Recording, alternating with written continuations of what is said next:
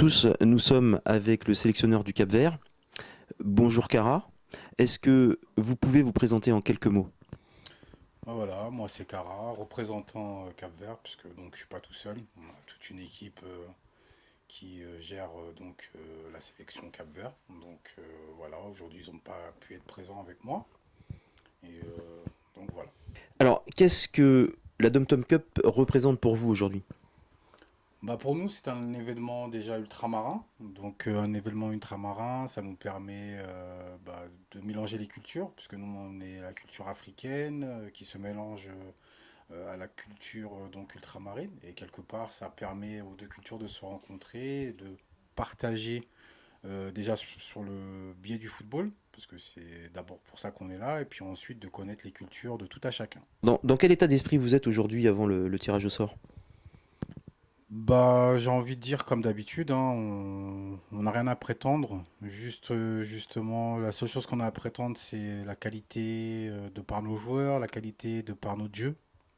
C'est tout ce qu'on a prétendu jusqu'à présent, parce qu'il faut savoir que on nous met toujours en haut de l'affiche, mais on est la sélection. Vous êtes attendu tous les ans, hein. Tous les ans, on a attendu malheureusement, parce que bah, on s'aperçoit que contre nous, c'est pas la même chose que entre les autres. Mais on n'a jamais rien gagné. Ouais, bon, on va, On n'a on va pas. mettre ça de côté. on- Faut pas dire que les équipes jouent. Non, non, Alors, non, ça veut non. dire quoi? Que les autres équipes Non, non, élèvent non, leur niveau de jeu non. quand elles rencontrent Voilà, le Cap-Vert? exactement. C'est exactement ça. C'est contre nous, on joue pas pareil parce que justement, on est mis en haut de l'affiche.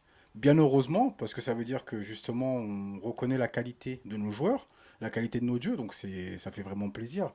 Mais il ne faut pas oublier que le Cap-Vert n'a jamais gagné la Dom Top Cup. La seule fois où on a fait quelque chose d'intéressant, on a perdu en finale contre Bon, Madagascar. puis il faut dire aussi que l'année dernière, la sélection était absente. Oui, ça c'est aussi. Voilà, donc il y aurait peut-être eu, pourquoi pas, peut-être une chance l'année dernière. Mais enfin, cette année, je pense que c'est ouvert. Justement, est-ce que lorsque vous sélectionnez un joueur, est-ce qu'il y a quelque chose que vous mettez en avant principalement? Est-ce que c'est plutôt tout ce qui est technique de jeu, intelligence de jeu, comportement, attitude générale?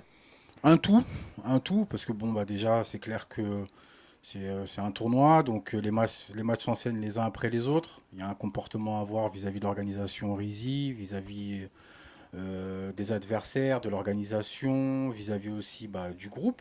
Et puis bien sûr, intrinsèquement, la qualité du joueur, parce que c'est ce qui nous permet justement de promouvoir notre qualité footballistique et de montrer, comme on l'a toujours montré jusqu'à présent, notre qualité de jeu et notre qualité de joueur.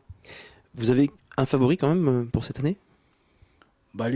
Pour moi, favoris sont ceux qui l'ont gagné, donc c'est-à-dire Nouvelle-Calédonie 2 années de suite, donc c'est des prétendants hein, donc, à leur couronne, donc ça fait 2 années de suite qu'ils le gagnent. Madagascar aussi qui l'a gagné 2 années de suite d'affilée, dont une fois contre nous malheureusement on a perdu en finale. Guyane aussi qui l'a gagné une fois, donc, et puis après on est 12, donc on est Ça 12, reste ouvert, quoi.